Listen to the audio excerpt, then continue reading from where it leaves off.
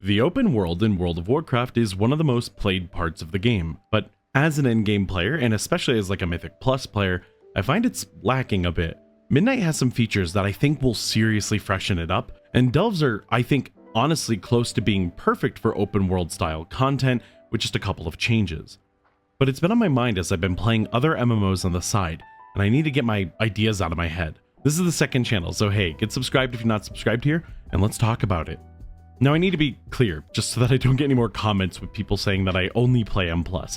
I'm about to request more challenging endgame world content, but I'm not thinking we should hurt the current open world grind. If you want to farm a mount or do some world quests, hit the rares up for some drops, I feel like that should remain easy, especially if you want it to remain easy. Not everyone's trying to fight for their life, but I think the option to be able to make the open world harder should definitely be a feature. Legion Remix did do this with the heroic world tier, and while you do eventually trivialize the content, it's fun. I like that leveling felt important and that the talents I was picking suddenly mattered. And even when fully leveled, the idea that a mob in the open world can pose a real threat to me that I need to be careful and play correctly around, that's exciting. The problem is, outside of world bosses, which you do, once a week, rares don't really do a whole lot for you. In fact, most mobs don't. They rarely have mechanics, and they aren't like the ones you see in dungeons anyway. This is fine for like an easy baseline experience, but I would kill for that extra world tier difficulty. Give me more rewards, give me some silly currency for some titles or cosmetics, but yeah, make it harder. Another thing that I noticed when recording this video was just that some of the locales in the War Within are gorgeous, and I felt the same way about Dragonflight as well. There's a lot of really pretty areas, and there's like no real reason to be there. Now, that's fine. I think some of the charm of an MMO is going and exploring and checking things out, but like, I'd like to have combat here. I know it sounds really funny to have combat in like a pretty place, but some of these locales are really interesting and fascinating, and I'd love a reason to throw hands with some mobs there. I don't know. It's just a shame that we're kind of relegated to just the dungeon and raid and delve instances when this whole world is beautifully crafted by the art team. Now, there is a feature that I think will play into both the beauty of the game and the open world difficulty, and that's the prey feature in Midnight. You basically get to fight these notorious monsters that are out in the open. You have to do these quests to like lure them in so that you can fight them, and it starts at normal, there's a heroic and a mythic tier. Now, the goal of these harder tiers is to be actually challenging content for those who seek it, and I think this is a nice balance between having a harder world tier and getting invested in some specific group style open world content that's going to scale kind of hardcore. I think that'd be really enjoyable. Maybe this is an optional difficulty where, sort of like the Headless Horseman event, I think that's what they're called, when you queue up for that, you can choose optional difficulty that only you interact with. Maybe that could be a way to do it.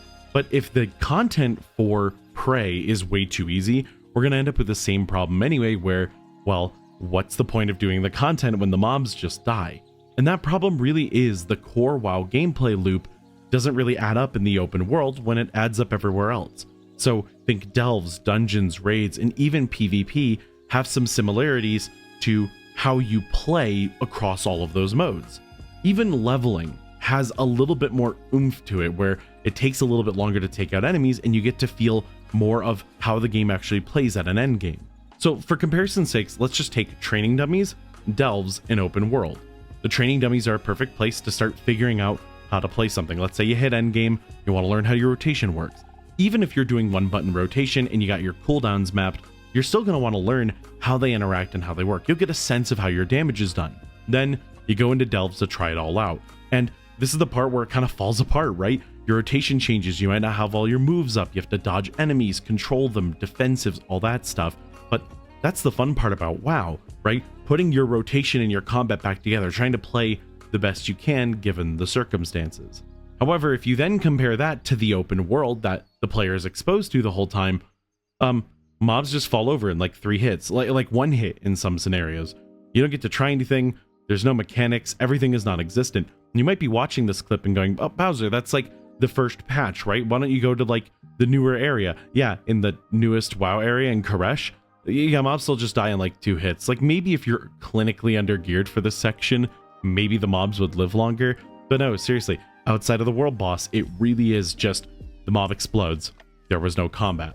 And I find that really doesn't set up a new player for success. If a new player wants to like progress into harder content, they have to make quite the jump in one category or another. And delves are kind of the best place for that, and that's where I'm going to praise them and critique them in a little bit. But you see what I mean? If they're just an open world player, the combat experiences are not very comparable. I make a lot of fighting game references on this channel and on my other one, and I'm trying to not do that. So for today's crazy metaphor, I'm gonna go very far away, but work with me, stick with me here. This one's gonna be weird. So there's this awesome game called Kirby Air Ride, and its sequel, Kirby Air Riders. This is a racing game. It's typically played with one button, and now it features two buttons, but that one important button makes it so that you can slide. You see in this game, you automatically go forward and use a control stick to go left or right. But by hitting that one button to slide, you'll start a boost charge, sliding and charging up, eventually stopping. But when you release it, you set off this big boost of speed. So you drift and then you release. It's an incredibly fun game mechanic, and Sakurai goes into so much depth about this in his Making Games video that I love to pieces, but it's called the squeeze and release. You know what else is squeeze and release? Empowered spells. But yeah, racing game, nuanced mechanics, combat, you do damage to go faster. Okay, but it's a racing game, right? Kinda. Most players will tell you that City Trial is the main game mode. This used to be 4-player, now up to 16 players, I think, or 12. I don't know, it's a lot. You all get in the city and try to find a vehicle you want to use. You collect power-ups, just like a roguelite, to adjust your stats and go faster, fly higher, hit harder, whatever it is. You have random events that go on, you take out other players, or you run for your life, and then when the timer hits 0, your stats are on display, and then you pick a final challenge that you want to go to, and you compete in this final challenge with the stats that you've been given. It is brilliant game design. But what's so special about this and why it's so important for this World of Warcraft example is that gameplay design is entirely throughout Kirby Air Ride. Whether it's the fun arcadey top ride mode, the air ride racing mode, or City Trial, the basic mechanics, the copy abilities, the doing damage to go faster, the squeeze and release boost mechanic, it's all here. Final Fantasy XI is similar. I'm nowhere near endgame, I just want to make that clear. But open world combat where I'm leveling showcases a similar energy as to what I would like in WoW at times. Now, the combat here is slower, but I'm learning how to play Rune Fencer, which is a tank, and we get these trust systems, these computer-controlled companions that will make up the rest of our party. DPS, tanks, healers, debuffers, buffers, you name it.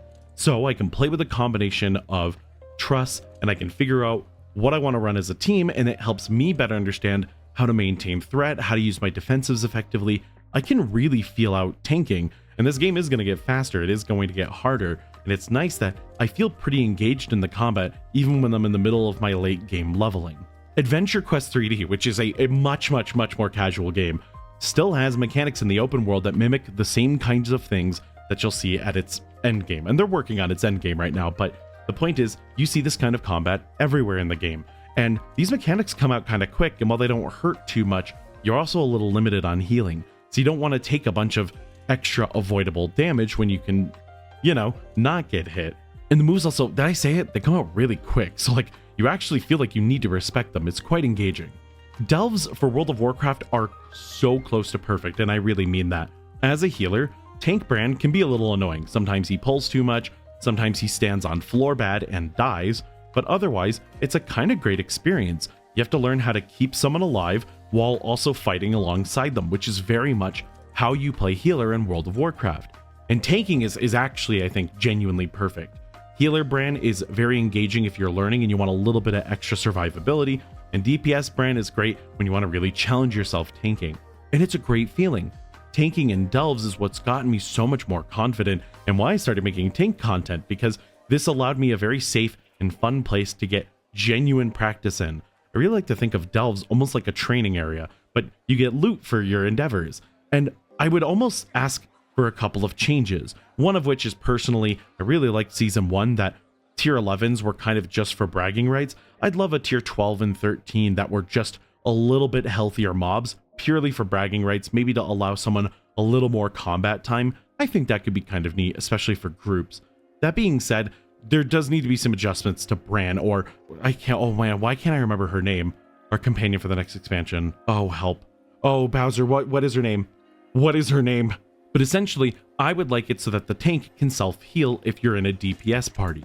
It doesn't make a whole lot of sense that the tank can't self-sustain because that's not really how tanking works in actual content, and normally you have a healer to help you. Tank Brand being more self-sufficient would probably be better for the DPS experience, because the other option is to have healer Brand and you tank, and that's just as bad. Also, it sucks with Tank Brand when you're a DPS. You have to like res him mid-combat or survive the rest of the encounter in hopes that he'll come right back up afterwards and you won't die. If Tank Brand can self-sustain a little bit more, I think you're onto something with a truly, genuinely almost perfect open world style of content. The fact that it's flexible, the fact that you can play with your friends, you can work in delves and try new things is a great feature. When you're grinding in 11, a notorious monster will show up, and sometimes a bunch of players will come out and just start mobbing the enemy, and they'll go for the drops and the materials that come from it. Maybe they need a certain amount of kills on the target for a quest, who knows, but they're exciting.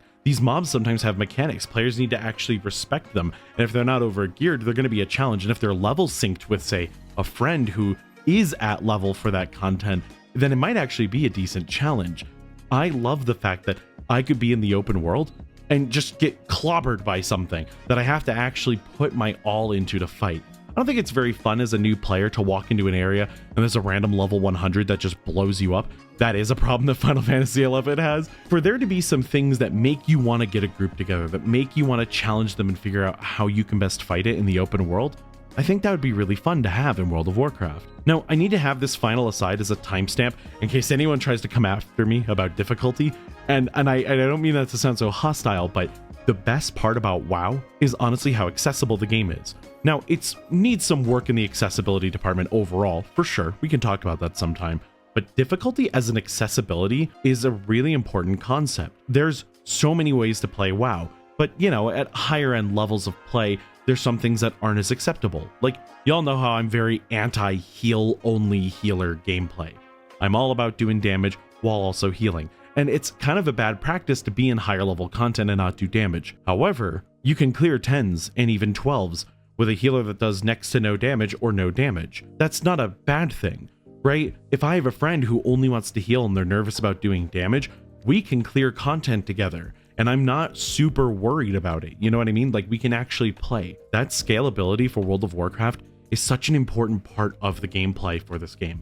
And so no matter what I request for things being harder, I want to make sure that there's a way that somebody can still play it on easy mode, because that is, to me, I think one of the most appealing parts about WoW is it takes accessibility through difficulty pretty seriously. I mean, there aren't a lot of games with 4 different difficulties on their raid cycles. And honestly, even if we maybe wish things were tuned one way or the other, it's still rad that it exists as a feature. Otherwise, I think WoW is in a pretty good spot. I really want the open world to improve, but other than that and like nameplate stacking right now, Midnight's looking incredible. So hey, if you have any input or questions or anything you want to say about this, let me know down below. I love reading everyone's comments. Take care, friends. I'll see you in the next one.